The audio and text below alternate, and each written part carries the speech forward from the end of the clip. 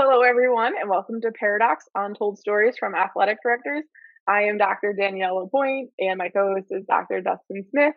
And we are here today with Josh Mathews. How are you doing today, Josh? I'm doing well. Thanks for having me. This is going to be exciting. I'm glad to be a part of the Paradox podcast now. Yes, we're flipping the script right onto you. So we're excited to have you here as well. So thank you for being here, and also a big thank you to Take It Spigot, who is our sponsor, also the official NI AAA ticketing partner. So thank you to them.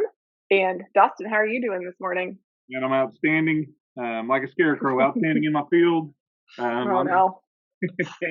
living the dream here in Greenwood, Arkansas. Excited to be here. Excited to have Josh on.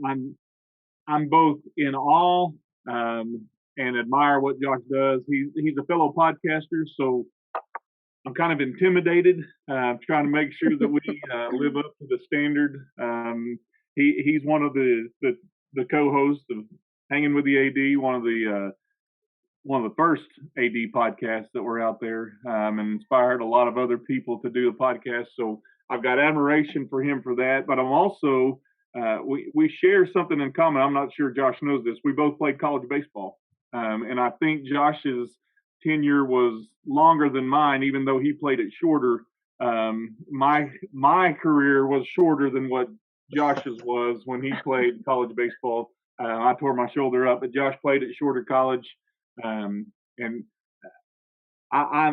we share that in common. We share a podcast in common, but also we're athletic administrators together, and we're both big in our faith, and that our faith is important to us. So Josh and I have a lot in common. I don't know that he considers that a compliment for him, or if that's more of a insult that we share a lot in common. But I'm excited to have Josh Mathews on with us. So, Josh, as I start off with this, and let me say this too. Josh is also going to be an NIAAA board member. He's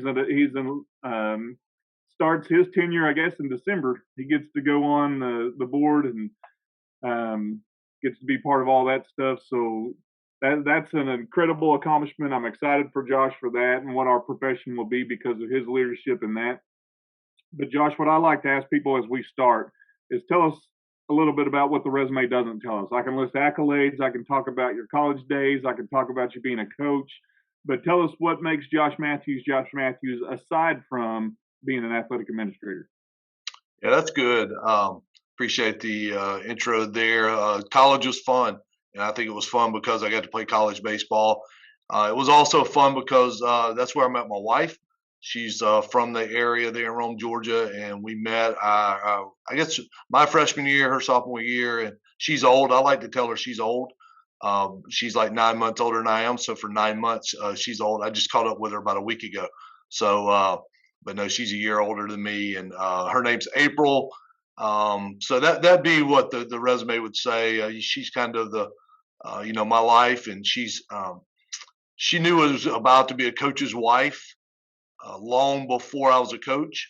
So it's shorter. I was on work study, and I learned a lot. I tell people I learned a lot about how to be an athletic administrator as a college baseball player or college athlete. The smaller schools, they have work study programs, and I was on that. Our college AD was our head baseball coach. So the baseball players there seemed to get a little bit different work study experience because they were helping them do stuff. So I was able to do shot clock, learn how to mop basketball floors, wet mop basketball floors, do a lot of stuff on the baseball field and so forth. We didn't have football at the time, so didn't get that experience, but learned how to be an athletic administrator then. And, it would be some days that you have a day off and you'd want to go hide because everybody, the coaches knew my phone number, obviously, no cell phones back then, but so I'd go hide at her apartment or her dorm room. It's amazing how fast the coaches learned her phone number. So,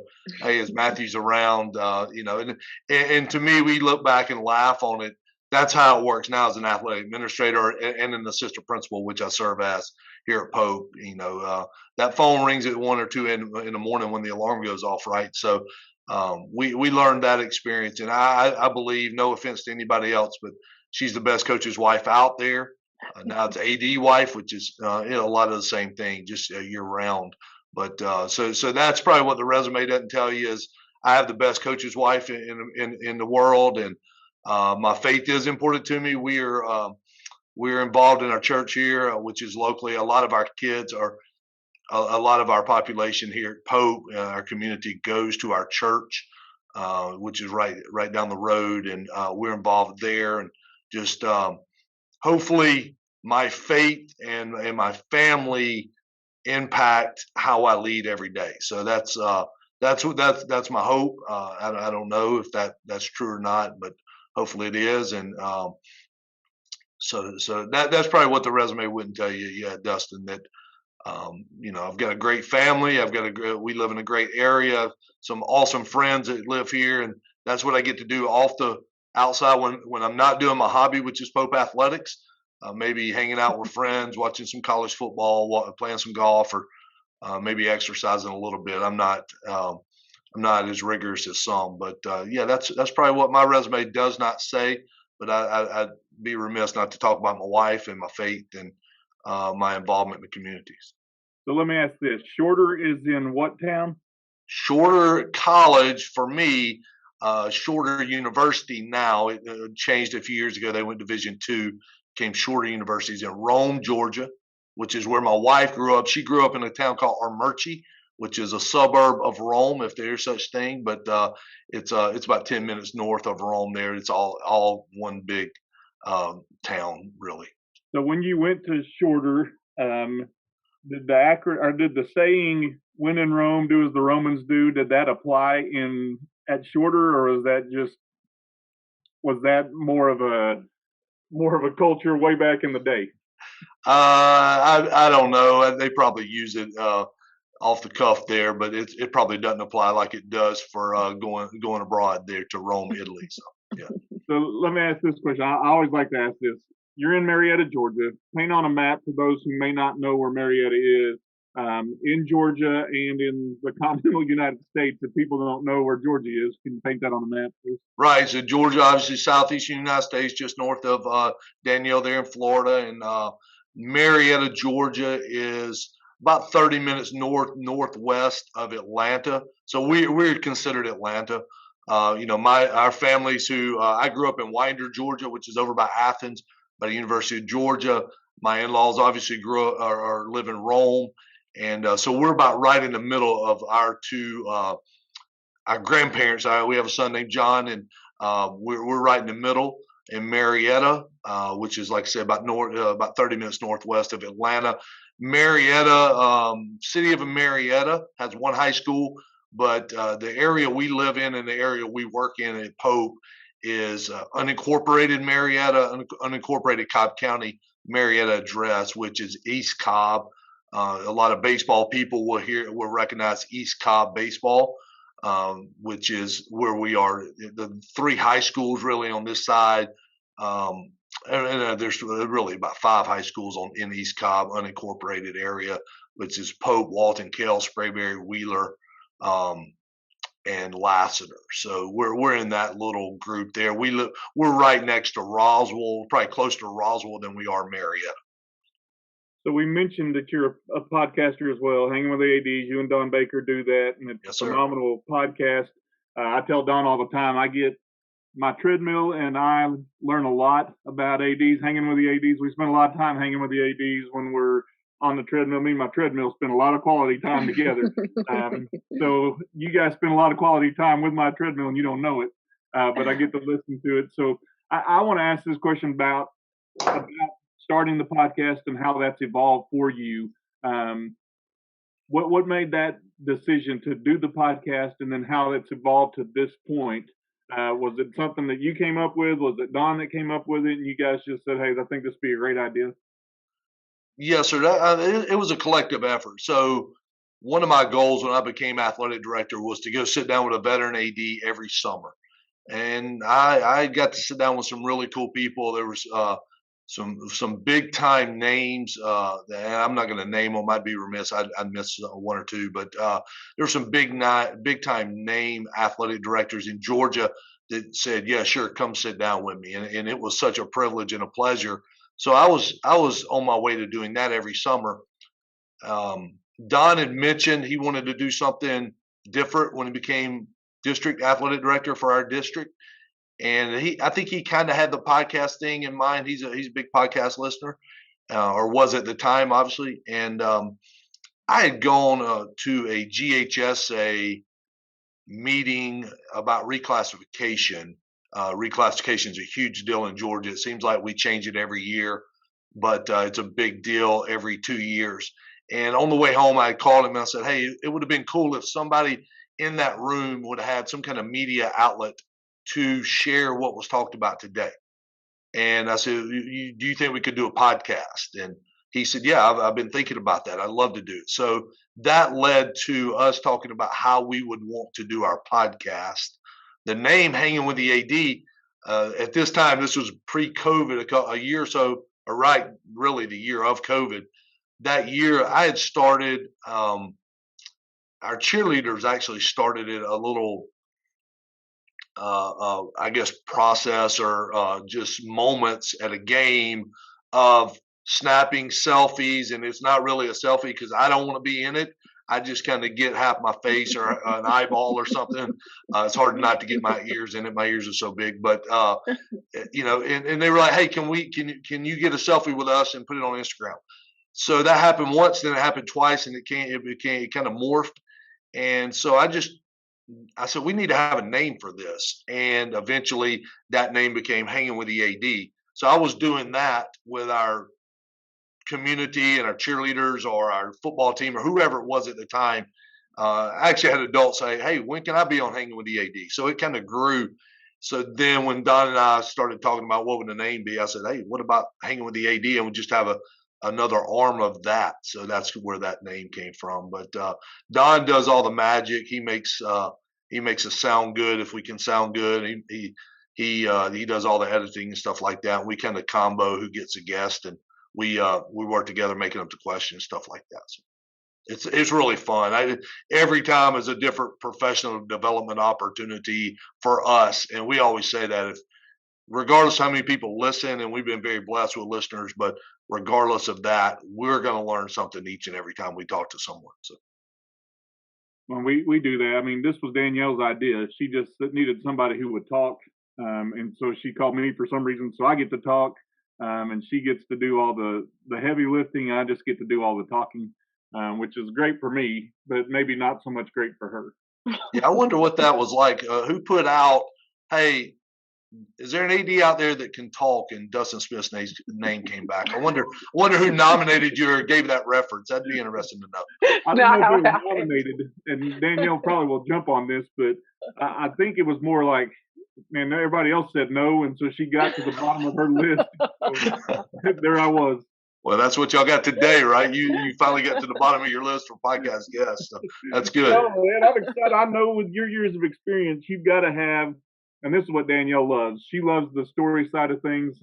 And we had Don on, and Don talked about shovels, and he actually sent us a picture of a game. Right. He threw me under the bus. Yeah, he threw you right under the bus and backed up on it a couple times. Yes, sir. He had some stories, and I know you got some stories of your time as an athletic administrator, and we're excited to hear some of those. Yeah, so I'll just start off with that story. I think we shared it when y'all were on our podcast, and Don shared the story about the Mustang or horse or whatever they had at Kennesaw Mountain, pooping on the field, I guess. So we have live greyhound mascots that run out before the game. There's an association, and I'll talk a little bit more about that in a second. There's a local association of greyhound owners, and they volunteer and come up here, and our cheerleaders hold the dogs and run out on the field in front of the team. So, just as Don had the experience, Don was a coach, though. It's worth noting now. When he experienced this, he was a coach. He was in the box with headsets on. He just watched it. Somebody else had to clean up the mess. At Pope, I don't know what year. This is my 11th year here at Pope as the athletic director, and it was year 2 or 3.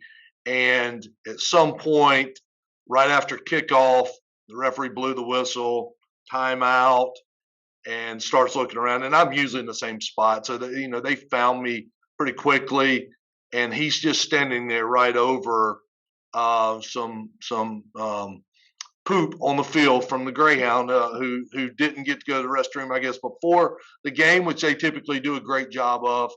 And he said, yeah, I think we need to get this cleaned up. So luckily, I spend most Fridays, home game Fridays, out on the field and just trying to get ready for a large crowd like we do, like most ADs do. And I didn't know where the shovel was, so I was able to quickly go get the shovel and send that out. And I know Don sent you the picture of the first home game that he came to this year, and was kidding. And I do know where the shovel is. So the quick takeaway there is, if you have live mascots, know where your shovel is. That's about the only takeaway I think is there.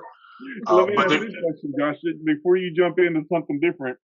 When you said that the dog handlers are really good about getting them to go to the bathroom before they get out there, is there a designated area that you do that at the field, or they have a place in the parking lot they take care of that? You know what? That's a great question. I've never noticed dog poop around our facility, so they probably clean up just like a normal person walking down the street does. You know, we're a dog community. You see people walking down the road. I'm not a dog person, so when I see somebody walking down the road, walking their dog, and they're carrying a little baggie, that's a little gross to me. But I've been there, done that. We did have a dog for a little while. My wife had a dog that I inherited, but so I think they take care of it. You know, they're really respectful, and they take pride in their little organization.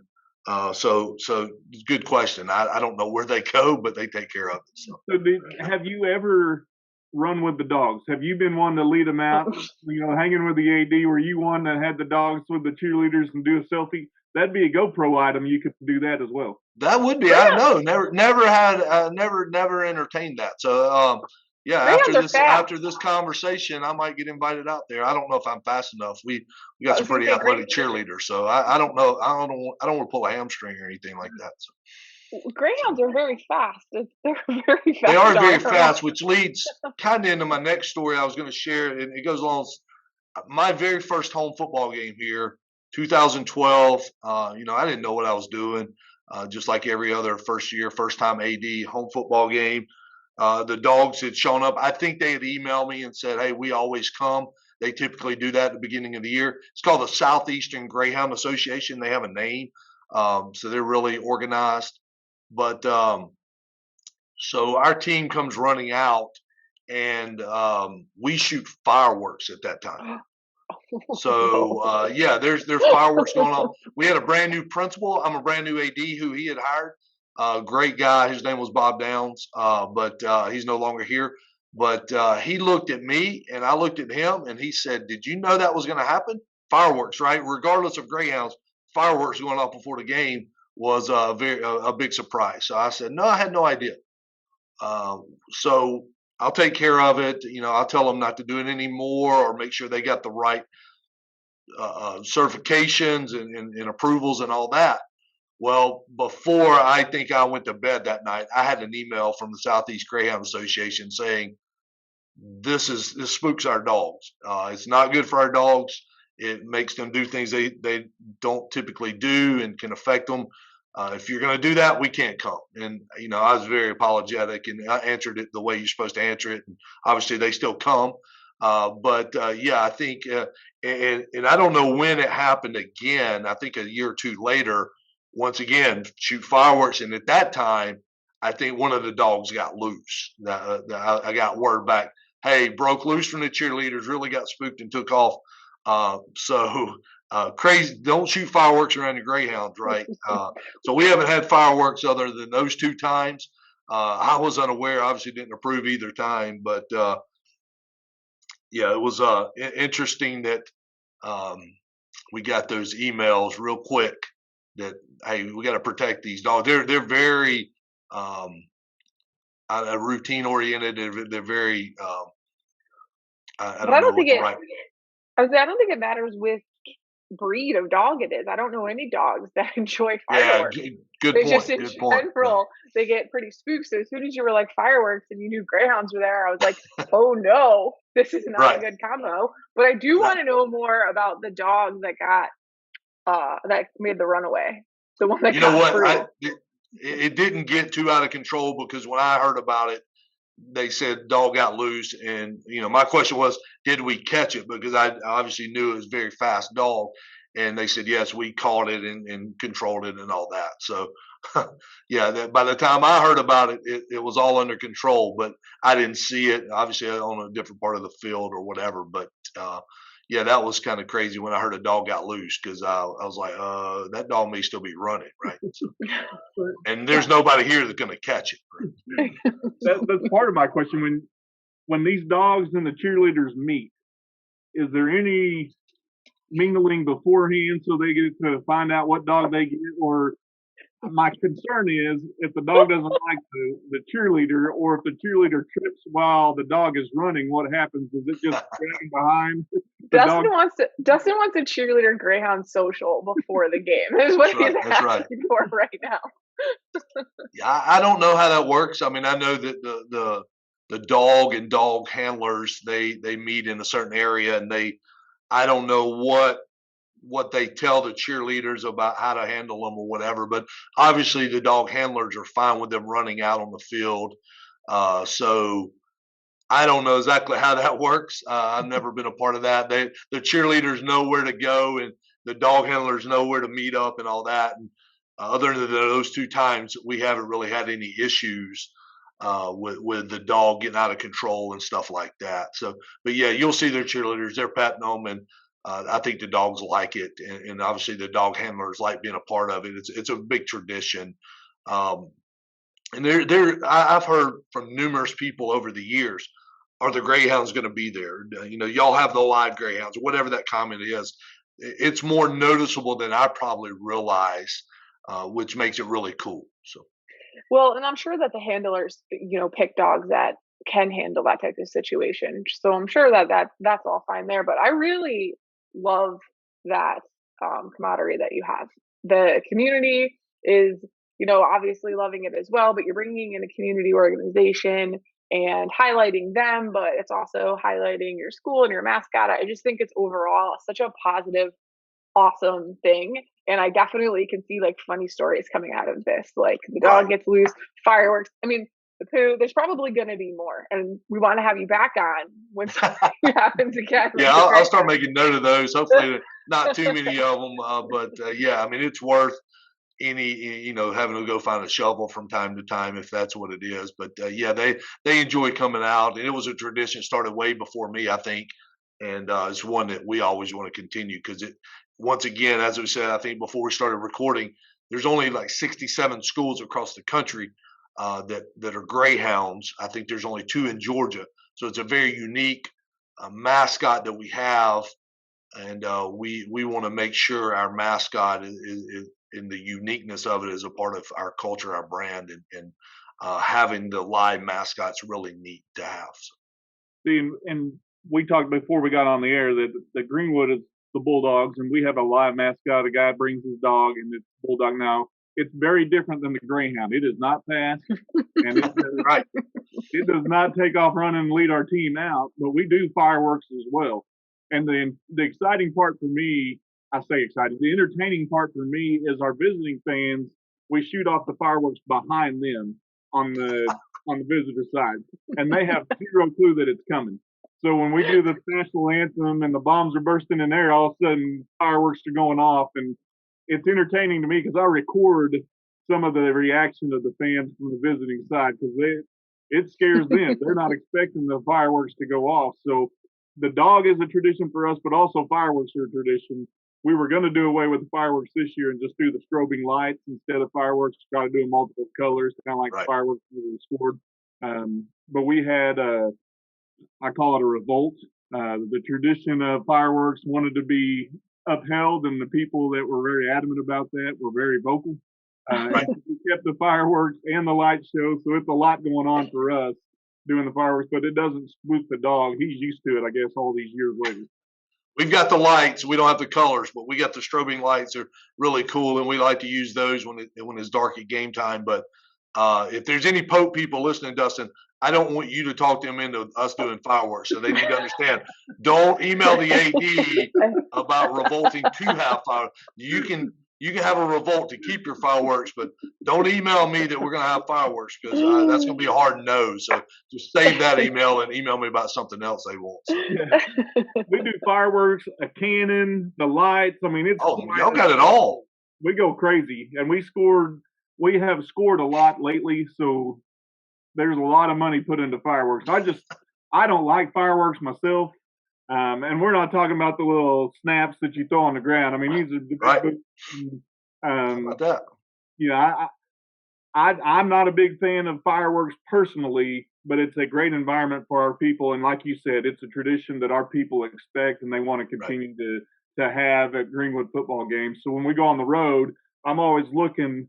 I'm thinking like I'm a visiting fan. I'm looking around saying, where's fireworks coming from? Because I don't want to be scared by myself. Interesting. You're right. That's good. Danielle, do you have any fun tricks like that? Did you have to do with traditions? Well, unfortunately, those were on the docket for us to get, so we had the old school lights. But I had the same, not the same idea, but I wanted to have our local animal shelter come out and have we were the Hurricanes, call us the Canes. So I wanted to have a cane of the week and have a different dog come out every time, all of our home games, and that dog was adoptable.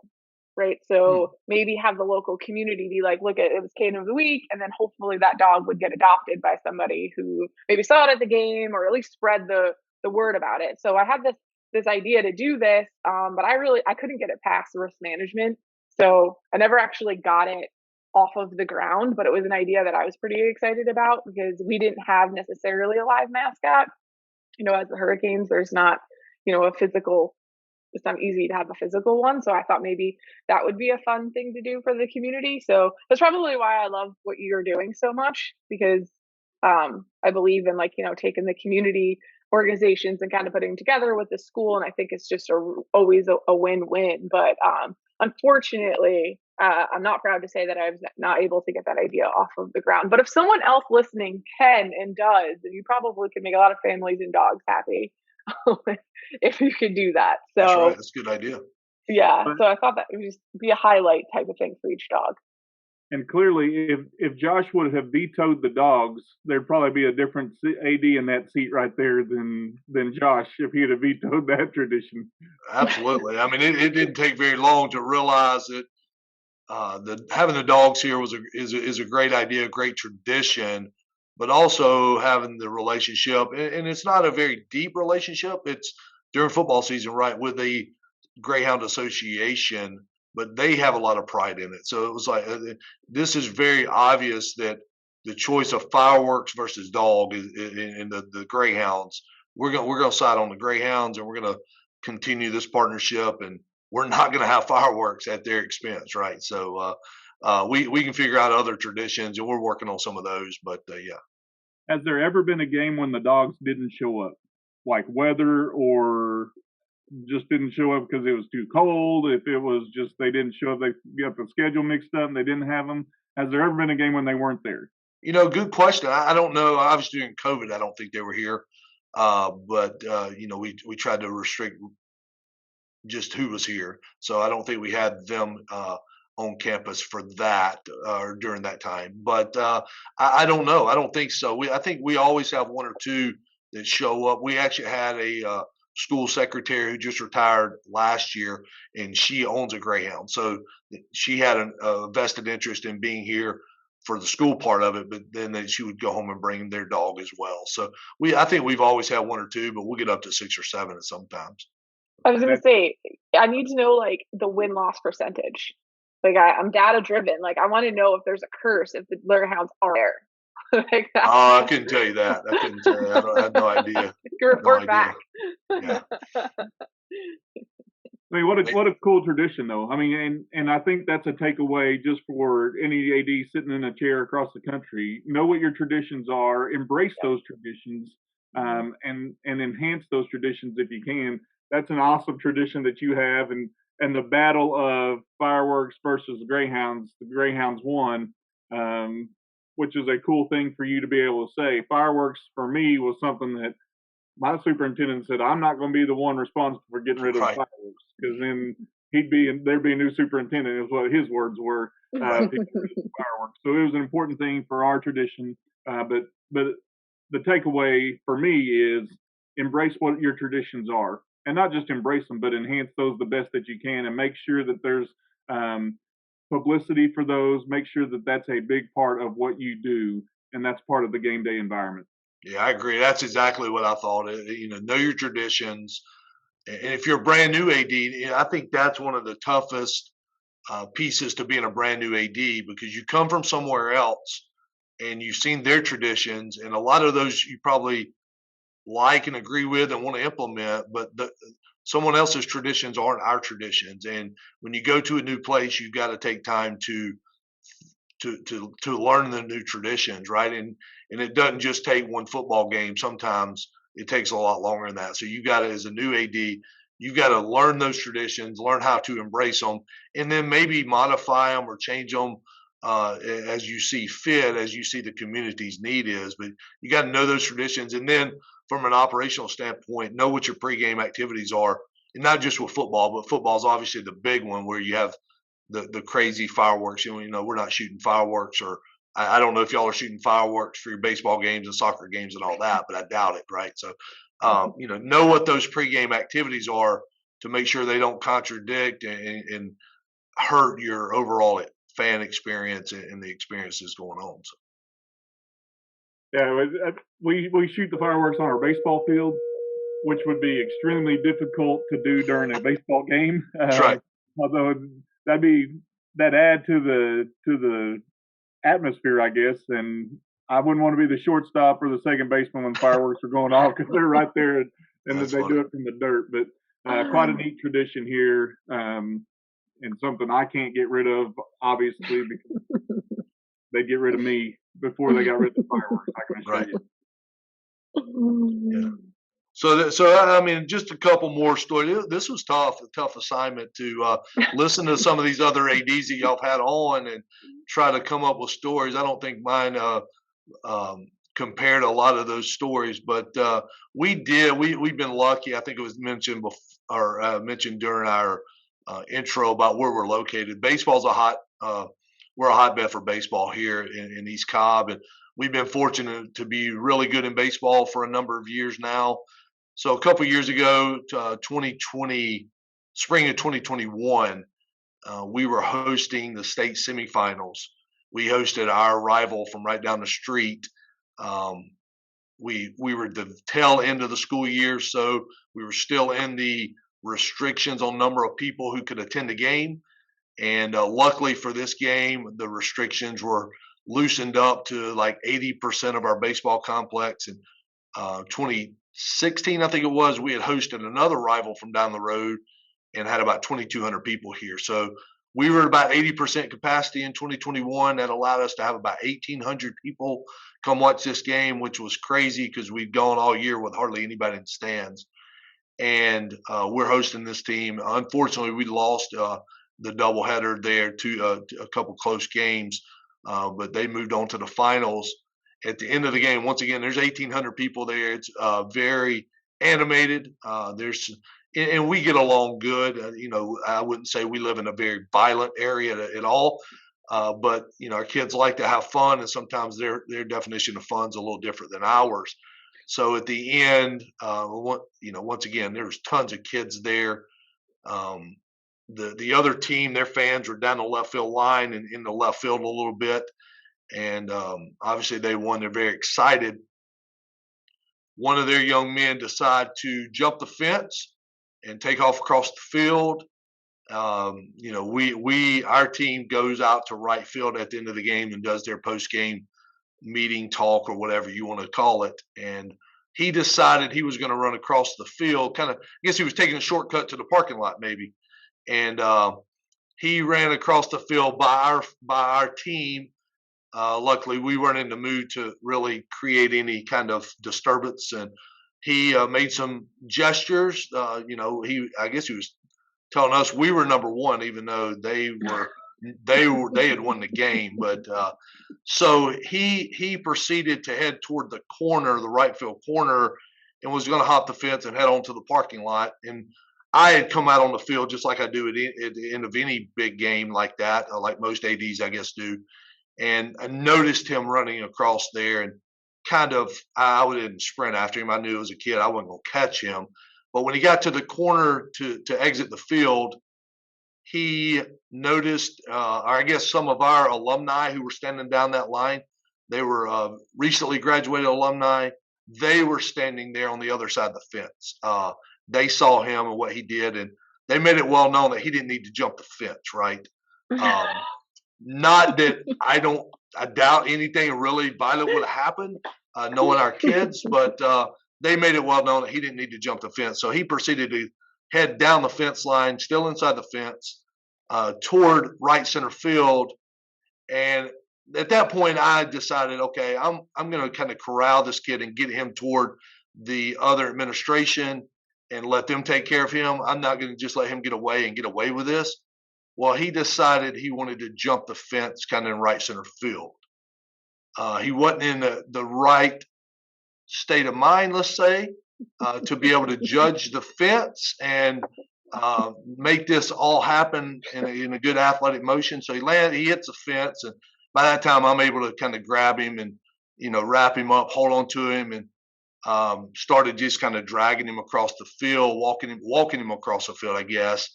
And once again, he got his feet tangled up. He wasn't able to walk at my pace or whatever, and he got his feet tangled up and fell down. So it looked like I tackled him. That was not the case. Actually, he kind of tripped, and I just let him stay there. And his administration and officers came and dealt with him appropriately. But yeah, so that was an interesting situation because it was right there in front of our kids who had just lost the game, and there could have been some things happen. Luckily, our kids exercised restraint, and I got comments afterwards about how I handled it. And once again, I didn't really want to tackle the kid, but I didn't want him to get away with it. So you want kids are going to do dumb things. They're going to be knuckleheads, right? That's why we got in this business, to help them learn how to not to be knuckleheads. And but at some point in time, you also want them to have consequences for their actions, for some actions. So yeah, that was an interesting. It was really interesting when he got to the right field corner. He had to take a detour because he realized his shortcut wasn't the right. He didn't want to necessarily take that shortcut. It wasn't the right way to go. So there's a roadblock there. Yeah. Well, yeah. And I guess the first thing when you started telling this story is the majority of kids who have run across fields on our podcast have been naked and streaking. Yeah, thanks. When I heard Becky Moran talk about that, luckily he was fully dressed. He was okay. So I just want to get that out there that he was fully clothed as you're dragging him across the field now because you tackled him. And yeah, okay. and that didn't go very far. Now, I mean, he, the way I was holding him and the direction I wanted him to go, he didn't want to go that way, and his feet tangled up, and he just went to the ground, and I just let him stay there until the appropriate people could come take care of him. I like the way you phrased all of that. Our kids weren't in the mood for any kind of gesturing. He was telling us we were number one, even though they won. The way you coded all of that, and then the state of mind that he was in, that he couldn't clear the fence or jump the fence or misjudged the height of the fence. I'm just trying to picture you in this process as he's making this dart from left field across. And I don't know, what position did you play in college? I was an infielder, but I'm not very fast at all. Now, I'm a very slow runner, point A to point B. I like to run. If I go jogging and I'm running, distance, not sprint. So yeah, I used to say I was like a sewing machine. I ran a long time in the same place. It took me a while. That's a good point. That's a good point. Yes, I can resemble that. I did cognitively decide I'm not going to look like a fool chasing this kid all over this field. I mean, I could see myself looking that way, and it was more of I'm going to corral this kid to get him, because I know if I get him in the right direction, his administration will take that. And plus the officers can do that. I'm not going to look like a fool. I'm going to have some systematic approach to this here. So. A well thought out plan. I feel like that's a common theme for like all of the ADs who have to chase a kid across the field. They're all like, no, nuh-uh. Don't look like a fool is I'm the not, moral of the story, right? I there's mean, cameras out here. that's No. right. Because I mean, if we think about it, these kids are 16, 17, 18. They're more clever than we are, and they want it to be funny. They can make us look like fools really quick. So I decided, no, I'm not going to do that. I'm not going to fall for that trap. Now I may not catch him, but I'm not going to fall for that trap. Yeah, the kids here call it old man smarts. Like they're like, Dustin, you got old man smarts. Like I can't Yeah, outthink him. right. You know where I'm going to go with this, so Right. you just think through it and you just okay. I'm gonna let him run around, and then I'm gonna catch him at an angle where I don't have to do all the running. I just catch him whenever he's tired. That's right. I just have this image of like an animal like caged in a corral, and he's just trying to figure out how to get out. Like as you're explaining this is how I feel like, oh nope, that's not the way. As he turns and goes the other way, and you're just like steady but surely like marching down the center. Yeah, of he the just field. went down the fence line. Luckily, he didn't zigzag. He just went down the fence line, which was away from our team. Luckily, and then he found the spot he wanted to get over and kind of misjudged that. And then we were able to corral him a little bit. So. Well, and you think about, I mean, even I watched it this past weekend. Maybe it was Monday night when a guy had a protest or whatever, did the gender reveal, and he got tackled by Bobby Wagner on the field. And now he's suing for something. I mean, he got. I was just listening to Sports Talk. They were talking about it this morning. One of the guys on there is a former Falcon, and he was saying, "No, when you come on the field now, it's it's all all the fun and games is over with." But you think about all the things that could have happened there. Your team could have been upset, and then violence could have happened. Whether that was the alumni, whether that was your team, it could have been a big what we call a Donnybrook. It could have escalated to something that it really didn't. So you were fortunate in that situation that nobody took matters into their own hands, if you will. Right, and the great thing was it was one kid. I mean, it's a testament to our kids, their kids. Everybody saw this kid come out on the field, but nobody followed him, and nobody. That's when it really becomes crazy. Is when you get more people than you can manage. We can manage one, and luckily everybody else kept their head and did the right thing. And once again, we get into we're educators to educate, and that extends out to the athletic field. So when people mess up, we got to educate them a little bit. And if it's only one, it's easier to educate one than it is a whole crowd full, right? So, now was he a conversation as you walked with the kid? Did you have a do better moment with him, or did you just shake your head and just say, "Hey, strict instructions of just go this way"? Yeah, I think I just said something like, "You're going with me." I didn't really want to get too verbal with him. He had done what he wanted to do, and now it was just time to remember it anyway.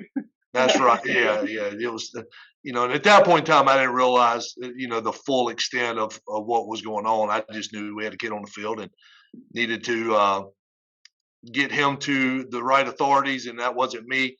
And then they could figure it out, and obviously they figured out a little bit more too. So was he? I know he was, with the visiting team, but was he an actual student at that visiting school? He was. Yes, he was. He was. Okay. So do you know what happened consequence-wise with him? I do. Yeah, I do. I mean, it was school protocol, right? I mean, it was nothing. I mean, it wasn't like, hey, this kid did something extraordinary. It was, all right, same thing would happen if he'd done it in a football game or, that kind of stuff. Yeah. I don't know that running on the field actually caused anything more, probably more in that discussion because nothing really happened when he ran on the field. Right. But so, yeah, it was easy school discipline. So, yeah.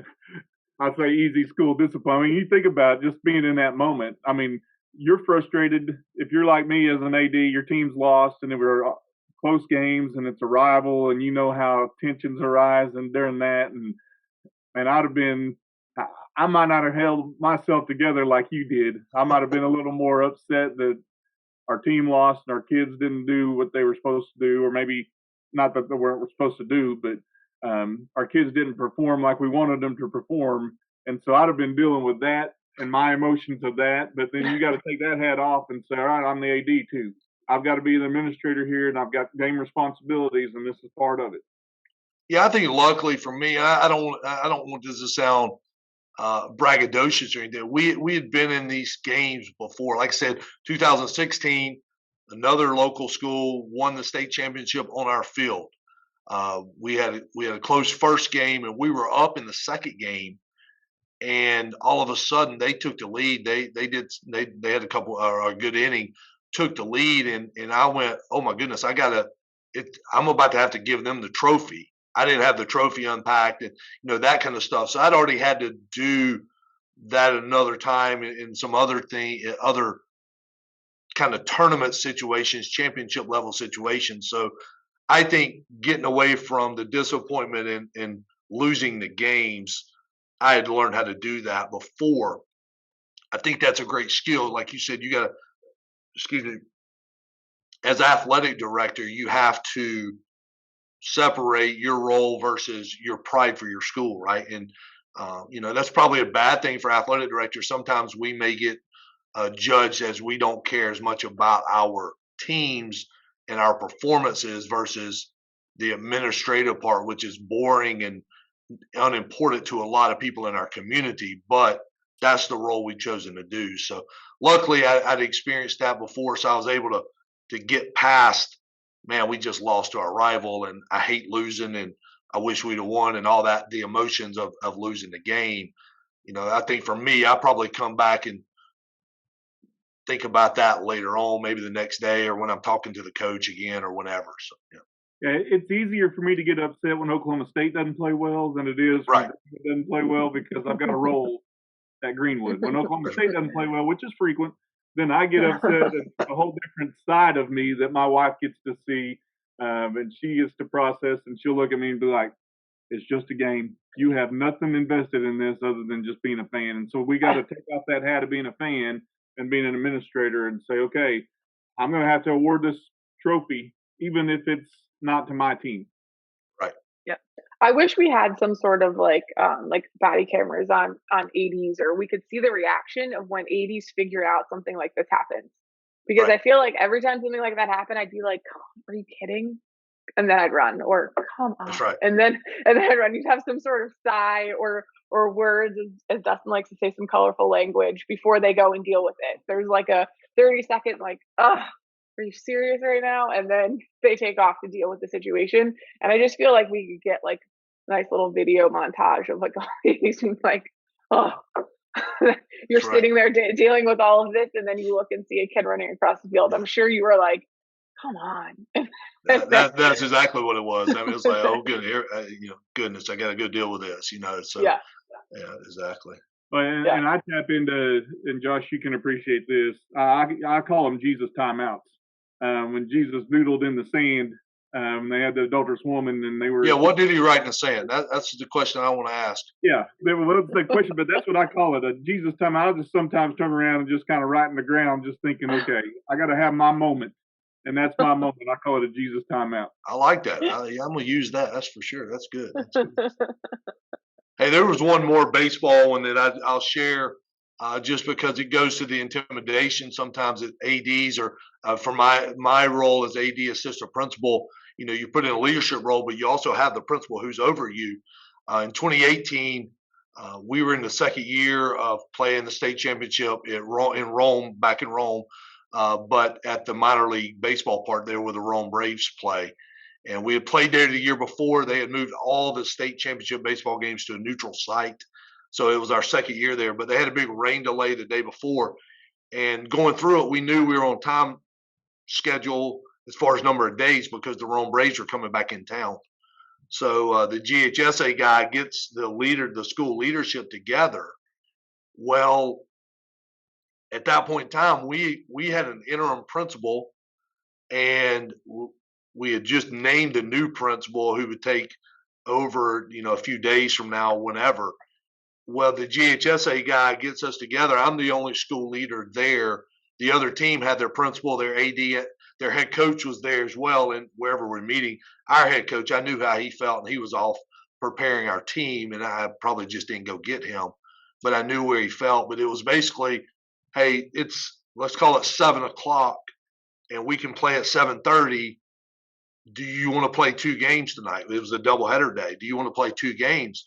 And we knew that at that point in time in the spring, thunderstorms is almost like Danielle with you in the summer. Thunderstorms are always prevalent or Yep. forecasted, I guess. And I was like, yeah, let's play the game. We let's play the game. Let's play as long as we can play. We know we're under a time crunch if we go further days, not knowing if we'd sweep or not. But so we played 2 games, and we finished the games at 1:13 a.m. So we're rolling out of there. The other team that we had a charter bus, the other team didn't have a charter bus. So I felt good about our chances the next day. That they were driving home 40 minutes away, and we were riding home on a charter bus. But I really felt bad because it was like I said, and we all agreed there, but it was, looking back on it, I was making a decision for our community, and it's I like making decisions. I'm fine with making tough decisions, but man, having somebody else standing right there beside you with a different perspective might have fixed that a little bit. I took my wife, who I said earlier, she grew up 10 minutes from there. I left her parents, and we had a young son then. He was like 2.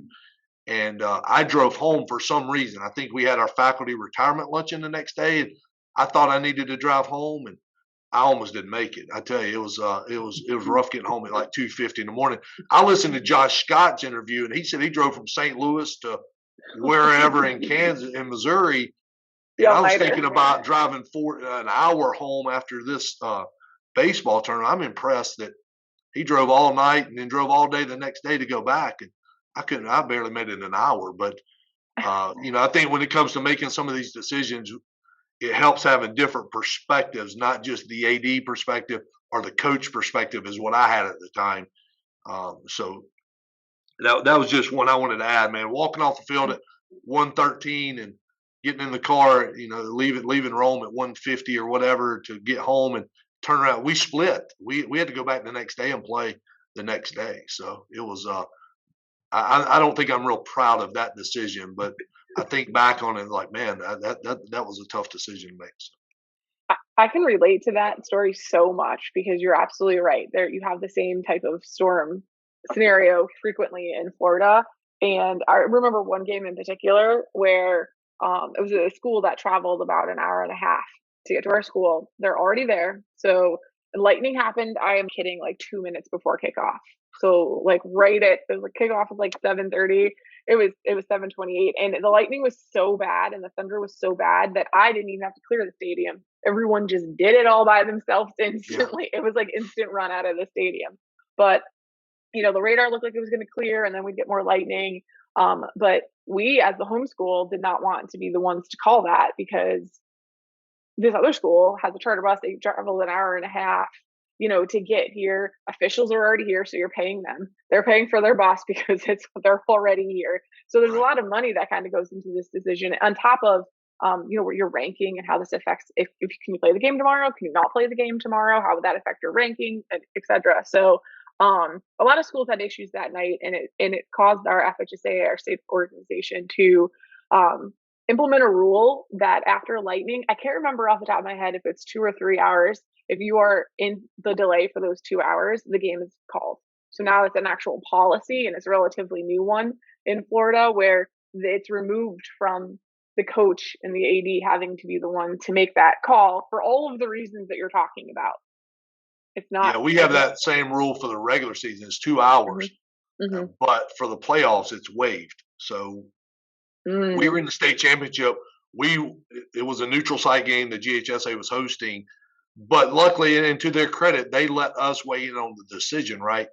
And I really appreciate that from them. But when it was all said and done with at 1:13 in the morning, and then when I rolled in with jelly arms, barely being able to drive the steering wheel, drive the car, rolling in at 2:45 or whatever time I got in the next morning, I was like, I don't know if that was the right decision. Luckily, our kids were on a charter bus, and they only had to drive 5 minutes home. And the other team, they all made it home safely and made it back. So that was, everything worked out great. But I still think about that when I'm driving home late from an event. How late is too late to make a decision? And I think about standing there as the one and only Pope representative. Did I make the right decision? Did I make a crazy decision because we finished at 1:13 in the morning? Just I don't know. the more information you can get when you have to make those decisions, the better. And don't just go ask the other athletic administrator. Ask the cop or ask the principal, ask a teacher, ask a parent, get different perspectives so you don't have the same perspective 5 different times, right? Well, the coaches are going to want to play. Yeah, absolutely right. I didn't have to have my coach there to tell me, yeah. hey, I want to play. I don't care how late we have to stay here, right? We got a charter bus. Well, let's play. We'll leave at 3 a.m. Yeah, we got kids coaches that want to play. It's a Tuesday night, and I tell them if it's past 8:30, we're not starting. Right. Because kids have to. The visiting team has to travel home. So if they've got to travel home and they're going to get back at midnight or later, there ain't no sense in playing that game. That's not fair for those kids. Right. So we can pick another date to do that. Yeah. What now? Maybe you said it, Josh, and I missed it. But what day of the week was that? I don't know. We were out of school, so Okay. and both schools were from the same district, and we were out of school. I don't remember. I guess I thought I had to come back.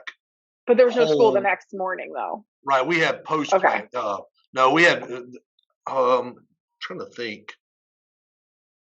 No, actually, you know what? I do remember. We were still in school. We had final exams, and we during game 2 when it started getting late, we started sending emails to teachers, finding kids' schedules to say this kid may take the final late or may come in late tomorrow, whatever. It wasn't the retirement luncheon. That was a different year. But, yeah, we did have to manage kids going in late. We basically said if we're going to play, we're going to lose here. We knew we could tell it was going to be a split. And it was basically, hey, let's let these kids sleep in the morning because they're going to get home at whatever time and miss the final exam. They can make that up 2 days from now. So, and that's what some people don't take into account. All the things that are going in. It's not just weather. It's not just travel. It's not just the game.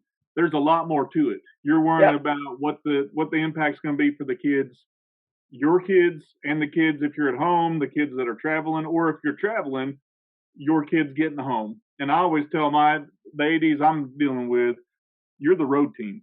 So you get to talk. You've got a decision to make in this process too. It's not just me because I got a 2-minute drive home.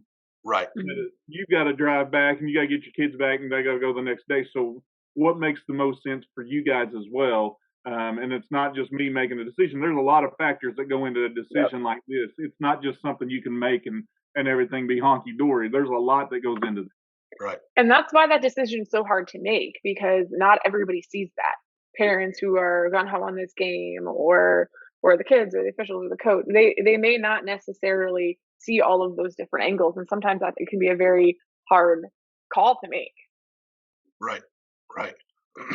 Yeah. And you were thinking about all that as you were driving home at 2:00 in the morning. At some point in time, my drive home, it just became, I quit thinking about everything. I thought about just get the car home, right. Just keep it between the lines because I wasn't doing very well at all. And I don't know what all had led up to that. But, man, it was I remember that specifically, especially now when I'm going to other state events, getting home late at night. I know there's a certain personal limit on my how late I can stay out versus hey, I'm just gonna get a hotel room and I'll drive home in the morning. So well, I don't know if you can relate to this, but the older I get, the shorter that time is. I'm learning that. Yes, sir. Definitely. I was gonna say the kids are probably normal. They're probably like, oh, this is no big deal. Wake anyway. The one of the other lessons there is during COVID, we have in like a lot of districts, especially around here. I don't know about where y'all are. But we have a huge bus driver shortage. So our transportation to and from games has really changed where now kids are driving or parents are driving to a lot of places. Now, if it's state playoffs where we're going to be out late or we're going to take it's an overnight trip, most of the time we're getting some kind of bus. But it's really made us think about who's driving at these times of day. Is it a regular season game where we're going 4 or 5 miles down the road? Yeah, they could stay out late, but it's still 4 or 5 miles home. Or is it a longer trip where we need to make sure we get a bus so we don't have kids and parents driving our kids around? So, and we have our coaches drive a lot of our trips. So we have school buses for the district, and they take those, and our coaches do that. We had one year that our coaches we had a game that was 4 hours away. It's a conference game. And our football coach was like, hey, Dustin, I don't mind the coaches driving to the game, but driving home after they coach, that's a terrible idea. So will you drive a bus home? And I thought, well, I'm going to be there just as long as they are. I mean, I may not be coaching, but I got to drive the bus home. But we think about those factors too. My coaches that may have to coach the game have to drive a bus home too, because of the bus driver shortage. Right. Some of our coaches get paid to do that, so they're like, "Yeah, I'll drive, so I get more money." But there's thought processes you got to take into account: the bus drivers, the situation that you're in, obviously, and when the makeup game could happen. Is it the next day? Is that fair to kids? Is that fair to your coaches as well? Right. Well, and I think too, we had like a 25-mile bubble around our high school. So if you were playing within that 25-mile bubble, then you're getting your own transportation there. But anything outside of that 25-mile bubble, we're providing the transportation for. And at first, I didn't like it. It made me nervous. But I always like to try to find the positives in things. And I ended up the policy grew on me because I found that the kids and the coaches both got home a lot earlier than having to come back to the school, wait for parents to pick them up at the school, and then go back home. They were just going home from wherever, the school was. So once it was something that everybody was used to and expected, and you knew it, and here's the schedule, and you had to figure out how you're going to get, yourself to these games, and these are the games we're providing transportation for. It was something that ended up growing on me just because I truly believe that kids got home significantly sooner going home directly from, the event to then getting on the bus and going back to the school. Yeah, that's a good point. So that was something that I hate an empty bus goes home. I hate it. If I'm getting a bus for you guys, you're making it a team building thing, and you're all going and you're all coming home, because I am not paying for an empty bus to come home. That is a pet peeve that I absolutely have. That's right. So just to try to, go ahead. I think trips are something that all of us worry about, and making those decisions as ADs is not an easy decision. There's a lot that goes into that. So as athletic administrators are listening to this podcast and listening to Josh tell his stories, you think about, put yourself in those shoes, because really you're going to be in those shoes. And sometimes you're going to make a decision and it may not rain. You're just going to have to deal with that and the outcome of that. And you're going to have some upset people. I've got parents all the time. They're like, hey, we canceled this game. We played one game, but we canceled the next game. I want my money back. And I'm like, hey, I'm not sure you didn't watch the first game. We played it. So I'm not gonna give you money back for a game that I don't know that you weren't at. So there's other decisions obviously that go into that. But the multiple hats we got to wear as administrators. I don't think we say it all the time. Nobody else on our campus understands all that goes into what we do. Yeah, that's a great point. I think everybody needs to remember. Y'all might have been the first people I heard say it that way, and I love hearing that, because you're exactly right. If that makes it. That gives us true perspective on what we do. Well, I want to say this, Josh. I want to say thank you for jumping on here with us. Thank you for hanging out with us. And I want to put Let's see what you did there, Dustin. All the time. That was good. Yeah, that was good. He saved that to the end. He had that in his pocket. That was good. He did, absolutely. I got that scripted out here on the side. I just want to say, I want to push their podcast, because it's awesome. It's great professional development. Hanging with the AD, Josh and Don Baker do a phenomenal job. Got great guests that provide great insight. Very educational. They are big book nerds like myself, so they always have some books that they would encourage you to read, or their research is second to none. When you get on there, if you're a guest to hang on the AD, they know they're thorough on what they do. So, Josh, I want to say thank you for taking your time to hang out with a Paradox here and be on our podcast and join with a fellow podcaster has been a true treat on our end. Yeah, well, I appreciate it. This was fun. I appreciated it. It's a tough job. I think everybody on your podcast, on our podcast, will say it's a tough job, but it's not impossible. And the fun thing is about having a podcast, and we very much appreciate y'all pushing ours, but listen to yours as well. It's a tough job, but there's a lot of people out there doing it and doing it really well that we can learn from and make it easier. So, we appreciate learning from everybody. So thanks for having me on Paradox. This has been fun. Yeah, absolutely. Thank you for being here. And also thank you to Take It Spigot, who makes all of our episodes possible. And we will be back next week with another episode.